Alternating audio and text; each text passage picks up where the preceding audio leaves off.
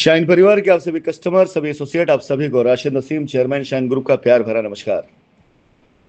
साथियों, आजकल ये मुद्दा जो पिछले 3-4 दिनों से बड़ी तेजी से बर्निंग पे हुआ है, अमित कुमार गौतम का, एक्चुअली कोई बर्निंग मुद्दा नहीं है। सिर्फ मेरे कस्टमर्स को अवेयर करने की मेरी कोशिश है, जो जेन्युइन कस्टमर है, क्योंकि कानूनी तौर से ये फेक डॉक्यूमेंट्स और फेक कस्टमर्स के साथ तैयार की गई रीट कानूनी तौर से कभी भी मेंटेन नहीं कर सकती है, और इसका नुकसान आप सभी लोगों का होगा, जिसका रियल में जेन्युइन जिनका क्लेम है।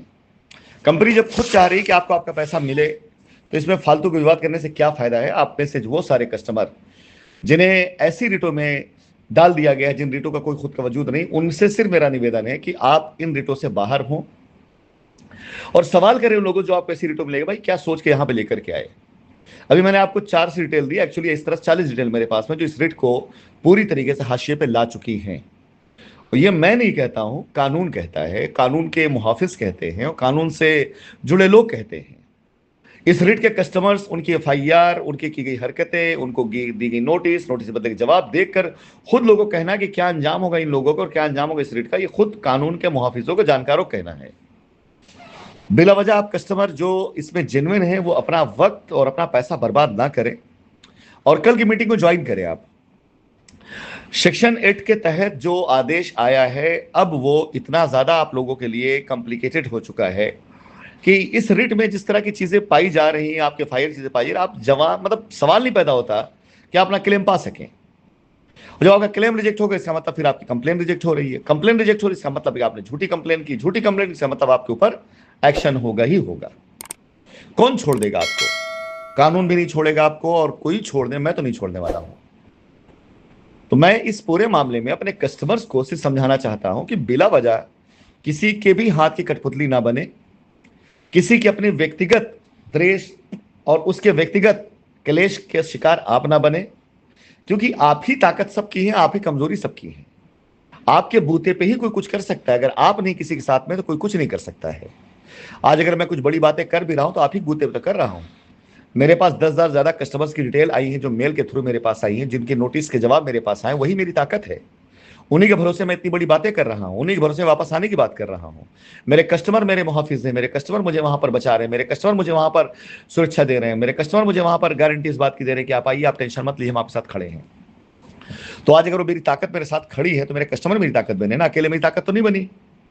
तो इसीलिए मैं चाहता हूं कि ये ताकत जो है, ये सही लोगों के साथ खड़ी हो, ना कि गलत लोगों के साथ में, क्योंकि गलत लोगों को अंततः हारना ही हारना है, और बिला आपकी ताकत खराब जानी जानी है। कल की मीटिंग में आप सभी लोगों को मैं ये डिटेल बताऊंगा। हो सकता है शायद आप में से बहुत से लोगों को मेरे द्वारा भेजे गए दस्तावेज समझ में ना आ रहे हों। ये वो लोग हैं जिन्होंने एफआईआर कराई, लोगों को गिरफ्तार करवाया, उसका जमानत में सेटलमेंट लिख दिया इन्होंने कोर्ट के अंदर कि हमें जमीन मिल गई, रजिस्ट्री करा ली उन्होंने कंपनी जमीनों पर, और फिर से क्लेम पर भी आए हुए हैं। मतलब ये कहां का इंसाफ है, आप खुद देख रहे हैं कि अगर ये साबित हो जाता है कि इन्होंने बेल में सेटलमेंट लिख के दिया है, तो भाई क्लेम में जो आए हुए, क्लेम में इन्होंने बात डाली कि नहीं डाली, और बेल सेटलमेंट दिया तो किससे सेटलमेंट किया है, ये साबित करना जरूरी है। कंपनी ने किया नहीं है, कंपनी मौजूद ही नहीं थी, तो सेटलमेंट इसने कर दिया, तो ये मामला फंसना ही फंसना है। कंपनी सवाल करेगी, भाई हमारा वकील सवाल करेगा। जवाब हमको सोशल मीडिया थोड़ी चाहिए, जवाब हमको कोर्ट में चाहिए। हमारा वकील जब कोर्ट पूछेगा, माय लॉर्ड ये जब सेटलमेंट कर रहे थे, सेटलमेंट करने आया कौन था? आपका ये कहना है कि अधिकृत बंदे ने रजिस्ट्री कर दी, चलो एक बार हम आपकी उस बात को भी ऊपर रखते हैं, लेकिन उस बंदे को अधिकृत करने वाला बंदा कौन था, और उस बंदे को आप तक लाया कौन था, किसने ये बातें करी थी, उसके पास कौन सी पावर थी, और सेटलमेंट का जो सिग्नेचर हुआ होगा दोनों के बीच में, वो सिग्नेचर पेपर कहां है, किसने साइन किया उसके ऊपर। ये सारे ऐसे मुद्दे हैं जो कोर्ट के अंदर आएंगे, लोअर से लेकर सुप्रीम कोर्ट तक जाएंगे। सवाल नहीं पैदा होता कि आप कस्टमर को इसके बदले में बगैर इसका जजमेंट आए हुए एक चवन्नी मिल जाए।